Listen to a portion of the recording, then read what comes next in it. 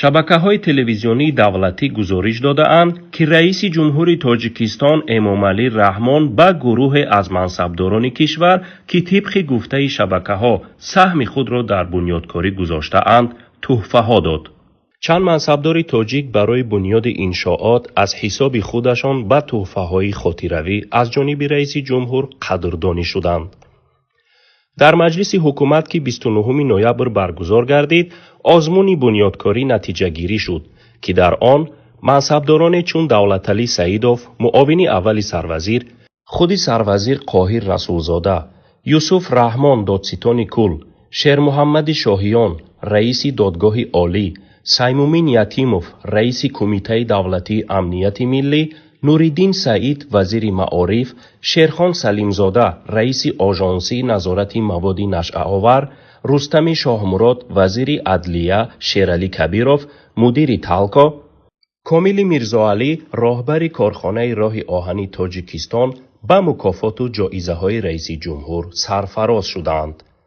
дафтари матбуоти раиси ҷумҳури Тоҷикистон аз ҷоизаву тӯҳфаҳо гирифтани 41 ғолиби озмуни ҷумҳуриявӣ иттилоъ медиҳад. ин манбаъ мегӯяд, то ҳол аз ҷониби 86 вазорату идора ва шахсони алоҳида дар шаҳри Душанбе 92 майдончаи варзишию бозии кӯдакон бунёд ва таҷдиду навсозии 12 боғу гулгашт амалӣ гардид.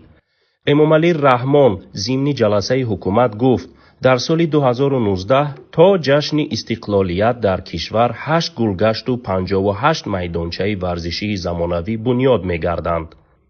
мансабдорони зикршуда ва чандин мансабдори зикрнашудаи дигар, аз ҷумла Рамазон Раҳимзода, вазири корҳои дохила, Шералӣ Мирзо, вазири дифоъ, Озода Раҳмон, роҳбари дастгоҳ ва духтари раиси ҷумҳур, Раҷаббой Аҳмадзода, раиси вилояти Суғд, аз ҳисоби худашон дар нуқоти гуногуни кишвар иншооти зиёд, аз ҷумла боғу гулгаштҳо, мактабу боғчаи бачагон, бунгоҳҳои тиббӣ ва ғайра бунёд кардаанд.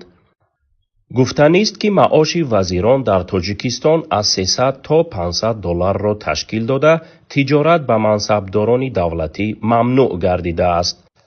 темур Варқӣ, шоир ва рӯзноманигори тоҷик муътақид аст, ки Эмомалӣ Раҳмон бо фармонаш ба мансабдорон ва қадрдонии онҳо аз бунёди иншоот, вуҷуди мансабфурӯшӣ ва фасод дар сатҳи олии кишварро эътироф кардааст.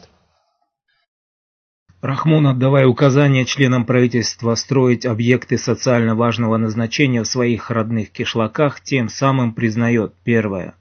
Его министры, казнокрады, воры и коррупционеры, использующие незаконные способы бесконтрольного личного обогащения, живущие не на зарплату. Второе. Уровень социальной несправедливости расслоения населения на очень богатых и очень бедных растет, недовольство низов закипает. Третье. Эмомалӣ Раҳмон не намерен или не может бороться с коррупцией в высших кругах власти. Четвертое. Агентство по борьбе с коррупцией можно было бы спокойно закрыть, но оно нужно как овчарка на поводке для расправы с попадающими в немилость и для гнобления среднего и мелкого бизнеса. Пятое. Чиновникам, отчитавшимся в благотворительности, будет позволено компенсировать затраты. Это осознанный или нет вид стимуляции казнократства и доения населения. 6. Всех отличившихся можно смело сажать в тюрьму. 7. Декларации о доходах чиновников в фейковых демократиях не публикуются. 8. Граждане Таджикистана воспринимаются этими мошенниками как бессловесные животные, пыль на колесах и отбросы мира. 9. То, что построено великим лидером, называется не демократией, а самодержавием, султанатом. И, наконец, 10. Такой строй не имеет ничего общего с Конституцией Таджикистана, то есть антиконституционен.